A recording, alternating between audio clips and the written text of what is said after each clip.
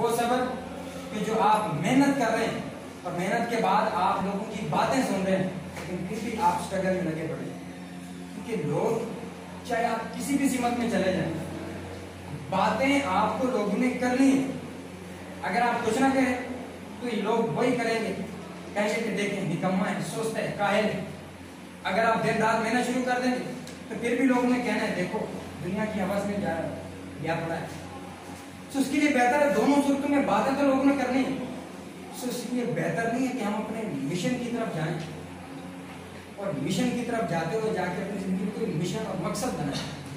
مگر نہ وہی ہوگا کہ جب اسی کی آگے آیت میں رب العزت فرماتے ہیں ہر شخص کو موقع دیتے ہیں وقت کا امام بننے کا, وہ شخص اپنے آپ کی صلاحیتوں کو استعمال نہیں کر پاتا تو پھر کیا ہوتا ہے وہی شخص مظلوم بن جاتا ہے.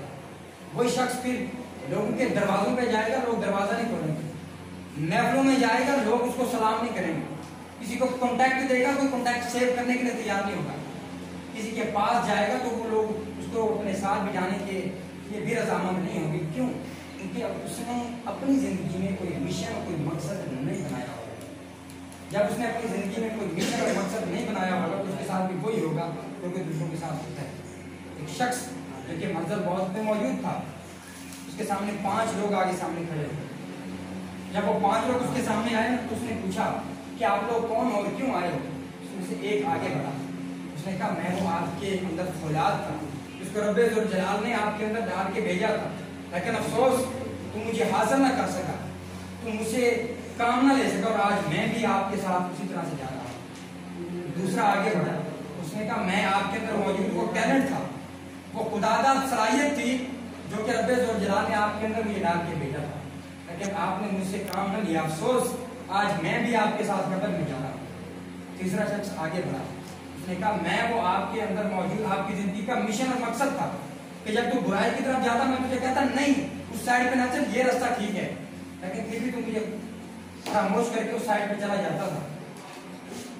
افسوس کہ آج میں بھی آپ کے ساتھ اسی طرح سے جا رہا ہوں. چوتھا شخص آگے بڑھا, اس نے کہا میں وہ آپ کی شخص موجود آپ کے ساتھ موجود وہ پازیٹیوٹی تھا, وہ یقین تھا جس کے ساتھ رب ذوالجلال نے آپ کو پیدا کیا. Every baby born on the birth اور اسلامک پوائنٹ آف ویو تو ہمارا کام کیا تھا کہ ہر شخص کو ہم نے نیچر کے مطابق اسلامی پوائنٹ آف ویو سے پیدا کیا, چاہے وہ کافر کے گھر میں کیوں نہ پیدا ہو. اب اسی کے اوپر منحصر ہے کہ وہ اپنے اندر کیا لے کے آتا ہے, اور ہمارے اوپر ہی منحصر ہے کہ ہم اپنی زندگی میں کیا کرنا چاہتے ہیں. Every thing against you and nothing against you. Hare you perceive your life کہ آپ اپنی زندگی کو کس طرف لے کے جانا چاہتے ہیں. سو یہ 2 چیزیں, پہلا آپ کی محنت کے لیے یقین اور دوسرا آپ کے لیے صبر. یہ 2 چیزیں اگر آپ اپنی زندگی میں لے کے آتے ہیں تو وہ وقت دور نہیں کہ جب آپ بھی معاشرے میں کچھ بانٹنے والے ہوں گے, کچھ کنٹریبیوشن کرنے والے ہوں گے, سوسائٹی آپ سے کچھ سیکھ رہی ہوگی اور آپ معاشرے میں کچھ نہ کچھ دینے والے ہوں گے, چاہے آپ کسی بھی فیلڈ میں چلے جائیں. آج ہمارے یہاں پڑھے لکھے لوگوں کی کمی نہیں ہے, کردار یافتہ لوگوں کی کمی ہے. تعلیم تقریباً ہر شخص کے پاس پہنچ چکی ہے. یہ جو کریکٹر ہے اس کو لے کے آنا بہت زیادہ ضروری ہے.